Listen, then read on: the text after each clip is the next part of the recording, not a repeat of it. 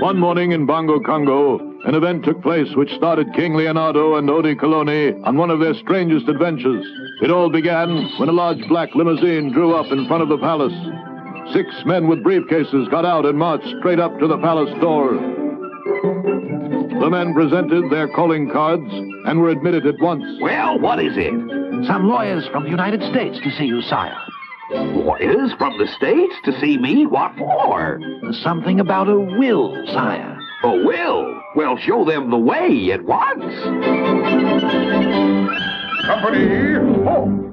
King Leonardo, I presume? Yes? Your Highness, we represent the firm of Boom Boom Diddum Daddum Whatum and Shoe, attorneys at law, and we have with us, the will, please, the will of your late Uncle Lennie. He made you his only heir. Well, now, that is only air.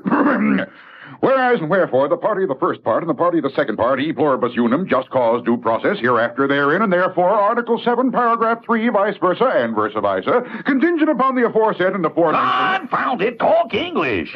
But, sire, I am a lawyer. If lawyers talked English, everyone would understand us, and then where would we be? Well, can't you translate? Well, briefly, Your Highness, you have been left an entire town. It was founded by your Uncle Lennie. They say he kept his silver there. Silver? Of course, I remember now. Uncle Lennie left Bongo Congo years ago to seek his fortune. So he struck silver and founded a whole town, did he? It's called Leonardoville, I suppose. Well, no. As a matter of fact, it's called Gravestone. Gravestone? Well, no matter. What about all the silver? Nothing here about the silver, just the town. Now, if you'll just sign here, you'll own the town of Gravestone, lock, stock, and coffins. And so it was that King Leonardo of Bongo Congo became the sole owner of a town somewhere in the United States.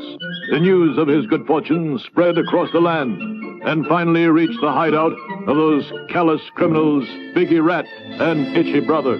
King left town. Now, why do that, Big? He liked live at it so good as here.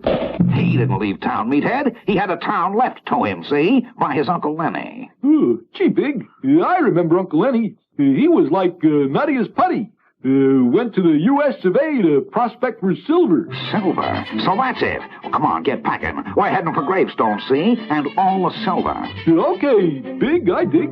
We take over, spot the sterling, then take off. Smart boy. We'll get to Gravestone ahead of the King and Odie and keep them out of town until we find the silver. While Biggie and Itchy were taking a jet plane to the U.S., the King and Odie, unaware that Biggie and Itchy were hatching a plot, had taken a slow, easy trip to Gravestone, USA. First by boat, and then by train. End of the line, everybody off! Is this Gravestone? No train to Gravestone, have to take a stagecoach. Well, ask one of the natives how to get to Gravestone. Beg pardon, Pardner, can you tell us how to reach Gravestone? Going to Gravestone, eh? Well, I'll take you. Cost you, though. Confound it, price is no object. Let's go. Oh, there! Well, this is as far as I go. Wouldn't be caught dead in Gravestone. This is the most unheard of thing I ever heard of. Why won't you take us all the way? Last few days, Gravestone's a real ghost town with real ghosts. Get up! Preposterous ghosts, indeed. Let us proceed at once, sire. Everyone knows. There are no such things as ghosts. Or are there? What is the mystery of Gravestone? And where are Itchy Brother and Biggie Rat? We'll find out in our next exciting episode, Ghosts, Guests,